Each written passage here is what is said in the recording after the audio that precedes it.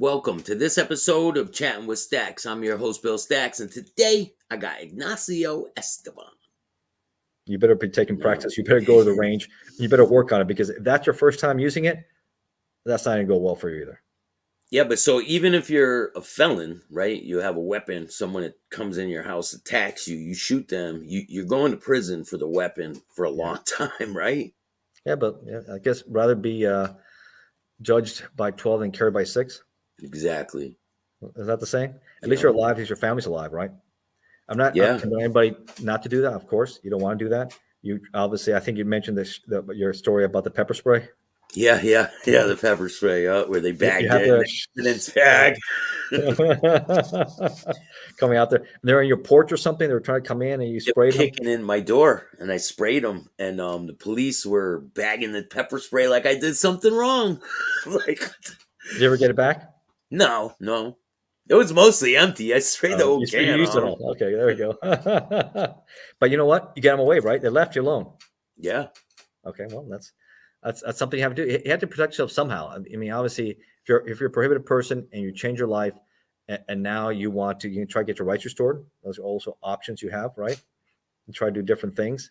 So it's a possibility. I can try. I can really check into it. Right. So those are things to do, but obviously, you have to come other weapons you legally can have to do something. But 911, I don't think that's going to work too long. It might take too long to get there. What about bulletproof vests? A lot of people say they're illegal. You can't have them. Felons can't have them. What is your take on bulletproof vests? Body armor? Yeah. I think that's not a bad idea. Can people have those legally? I believe so. Yeah. If you're not prohibited. Yeah. But if you're a felon, can you have body armor? I think if you're convicted of a violent crime, you cannot. It's a federal law. I'm not sure about the state. State could be different. Your state might have you. I suggest you look into state laws and see what they say. So I think whatever. I mean, it's not a bad idea to have it. I mean, you have an active shooter. Obviously, it's not going to stop a rifle round, right? Unless you have a plate, right? Yeah. But it's something. It's just a level of protection. It can't hurt, right? So there's a lot of things you got to think about. I mean, I've seen the teachers. Some of them do have that now in the classroom. I saw one teacher. I think I want to say it was in California. Was it? Maybe I'm wrong about the state. Had a little, packet there ready. She had her vest ready and whatever else she could to protect herself, to help protect the students. So this is the times we're living in. And I wrote that in my book. This is the reality of our 21st century America and how we address and how we deal with it, because it's not going to stop. The guns are saturated all over. I mean, we're the number one producer of guns in the world, right? We have Europeans, companies are making everything here. Glock is made in Georgia. 6 Hour is made in the Northeast. Yeah, H&K made in the United. So they're all coming here. The Colt is from Connecticut. Yeah, but those were European. These are American. Those are American. But these are Europeans are making all the guns here now because the demand is so enormous here, and they're good guns. I mean, I like purchase my fair share of weapons too to protect, and I encourage people to do so. That's a good thing. But make sure you train and go to the range and practice, and don't wait and get your concealed weapons permit. You don't want to cop a gun charge, and you have to be careful because a lot of places, unfortunately, they prohibit you from carrying, so they victimize you there again, right? Yeah, like you can't go from state to state. Right? You can't. Some states you can. Some states you can't. Some will reciprocate your concealed weapons permit, but some will not. So you really have to look into it and make sure you're not going to get yourself felony charge either for that. So those are the things we have to worry about. So the election is coming up. Mm-hmm. I encourage everybody to vote. I think it's going to be my prediction, and I made it before. It's going to be a red wave. The Republicans take the House, and they're also going to take the Senate. It's 50-50. I think they'll gain at least 2 seats, my prediction. But for sure, Nancy Pelosi will be gone. I think we'll gain about 40 to 50 seats. I thought originally it's going to be maybe 60 or 70. That's why I said tsunami. But it's going to be a major red tidal wave. I see it.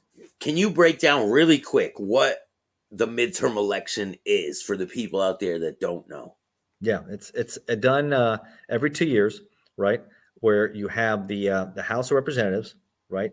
They're up, and then certain senators. Senators are every 6 years. So it's about roughly maybe about a third are up every 2 years, right? The way we rotate, because the senator is elected for 6 years, and a House representative is elected for every 2 years. So they're almost campaigning constantly, which is kind of rough. Yeah, because it's like always Yeah. turning, I know a lot of right? people ask me if I'm going to run for office in politics. I said, I did 26 years public service. I think I'm going to enjoy the private sector a little bit with what I'm doing and my projects. And I think I talked about my book. I think you see the poster here, ATF Undercover, that we just finished a TV pilot script based on my book to be made as a TV show.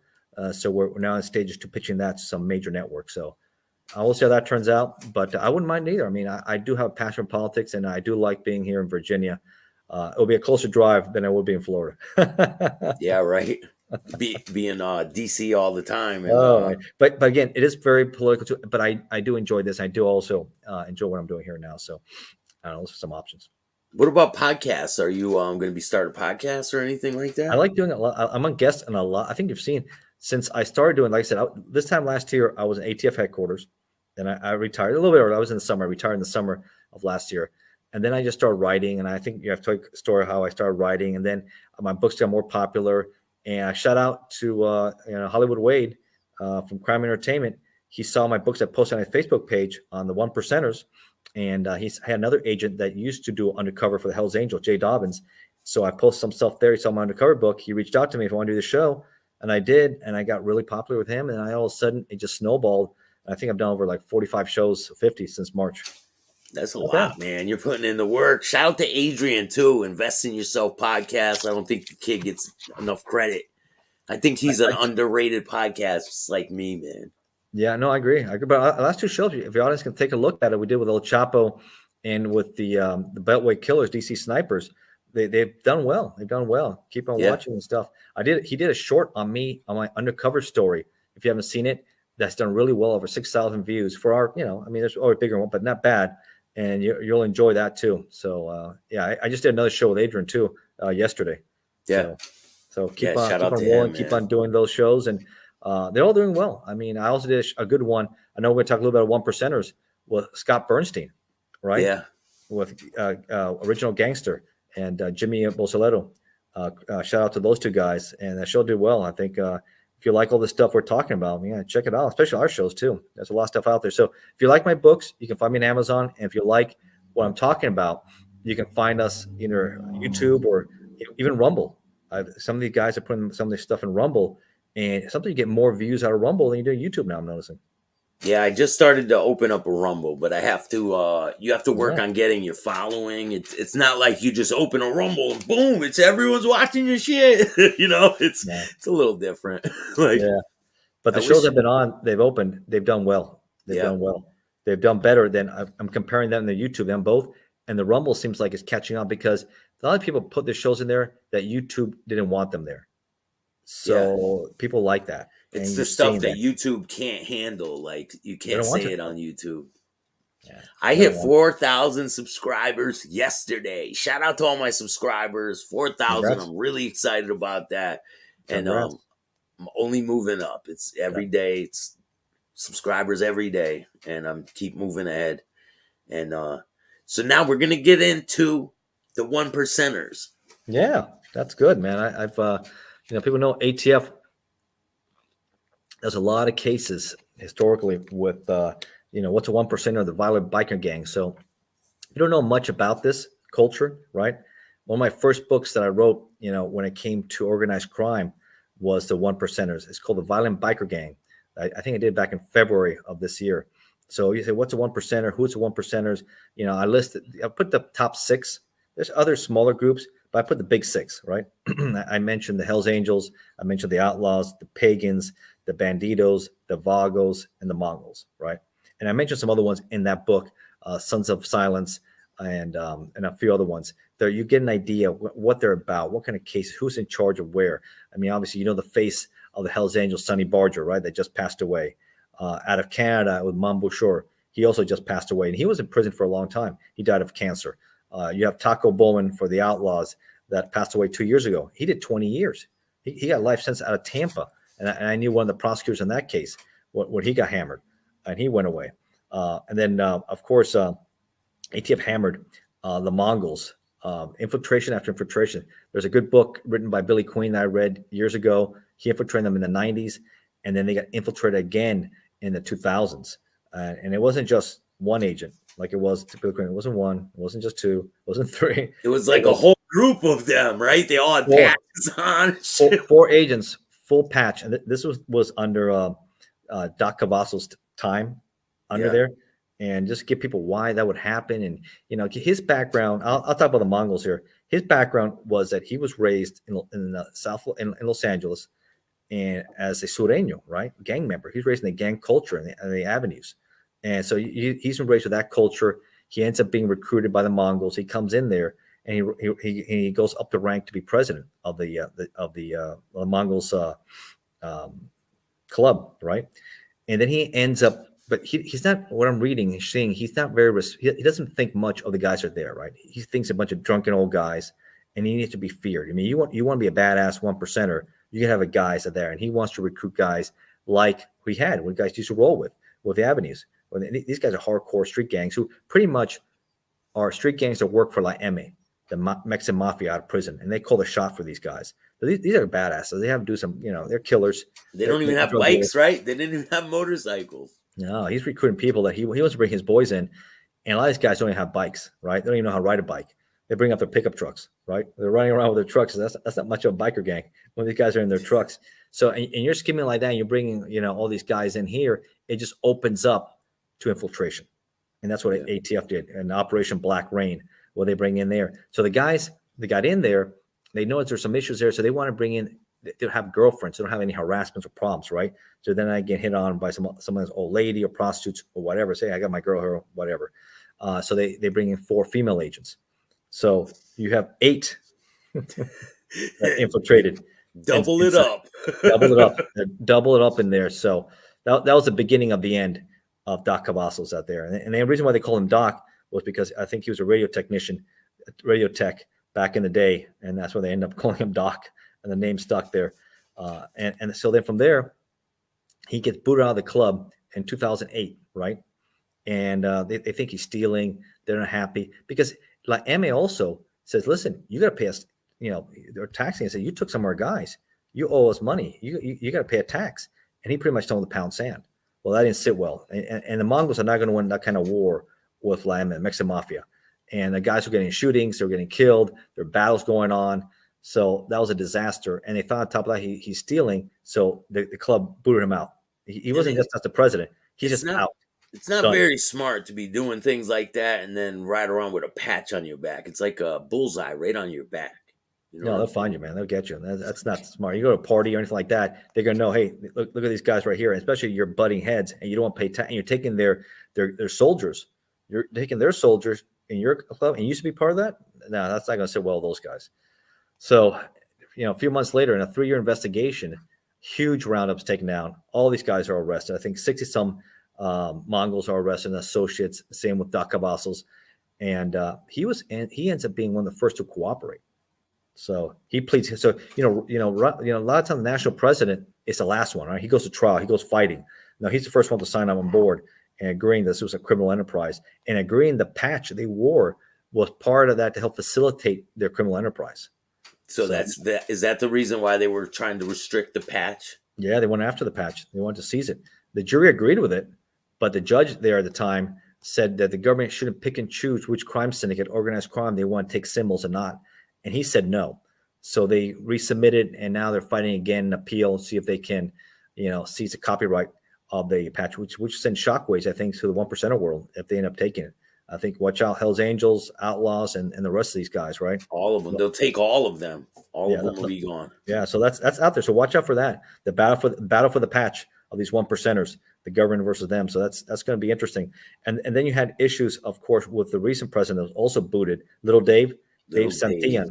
They also allegedly his wife. If you go to YouTube or one of these online, you'll see the conversation that I guess he has been drinking. She thinks he's been cheating. She's upset with him. She records it on speakerphone, the conversation, and he's pretty much saying that he was talking to the case agent from Black Rain that he needs an exit plan, exit strategy because he's retiring. And he said, you've been cooperating and all that. So she puts that stuff out there. That blows up badly for him. And of course, then he's accused on the 2018 trial of providing information to ATF in reference to defense strategies. So it got really ugly out there. So they stripped him of his patch. I've heard he got booted. Yeah, he got booted out of the club. He got booted too. I don't know, not one, but two. I don't know if you know the twins. Do you know them? From what club? Southern California. One of them's in Southern California. The other one's in, I forget, Indiana or something like that. Mm-hmm. Are they Mongols? Yeah. No, I don't know them. Them two twins. They're skinny kids. They're wrestlers. He was just on an interview with Full Throttle, and he was talking about Little Dave, and he was defending Little Dave. Yeah. You can say, I mean, is he? Why would he have an exit strategy, right? Why would you say those things, right? Just think about that. I was talking the same thing with Scott Bernstein when I went on his show about this, and it says, instead of going on the TV shows and trying to defend yourself, you better go in hiding because that doesn't sit well with anybody. So he needs to be, that's. And I think now the wife, after posting it, she felt bad. I think they got back together or something. Now she's trying to recant what happened. So a lot of drama there. Interesting. Look at those videos. I mean, those are the dramas, things you see with these clubs. I mean, it's bad news there. So, and also, when I was working a lot of cases, you never saw the Mongols really in Florida, right? And just recently out of Pinellas County, there were two Mongols that killed, I guess, a probate. They thought he was cooperating with being a snitch, and they were arrested. And normally Florida is considered an outlaw state, or used to be. So watch out for that next turf war, where I was talking to, I think Scott Bernstein and others, that maybe the pagans and the outlaw and the Mongols are becoming allies to go against the outlaws for Florida. So watch out for that, for another possible biker war in that area. Well, Bike Week's coming up next year, and we'll see what happens down there in Daytona and all that, because they all congregate together. That's where things are most likely to pop off. Yeah. So if you like this kind of books, it's that book is the Mongol Nation: The Fall of Doc Cavazos. It's an interesting read there. If you want to know about Taco Bowman, infamous biker, you can read about him with the Outlaws, and then of course The Life of Sonny Barger, riding Full Throttle, riding with the Hells Angels. So I got 4 books out there. Give you an idea. You can piece it together out there, and then you can feel like, okay, I now know a little more, and I can go a little bit deeper dive what's out there. And of course, I talk about it a lot. So if you want to match up on our shows, or Scott Bernstein, or Hollywood Wade, I've talked a lot about him. 1%ers. There's a lot of stuff out there. So enjoy the show, find out more about them, and then you know what they're about. Yeah.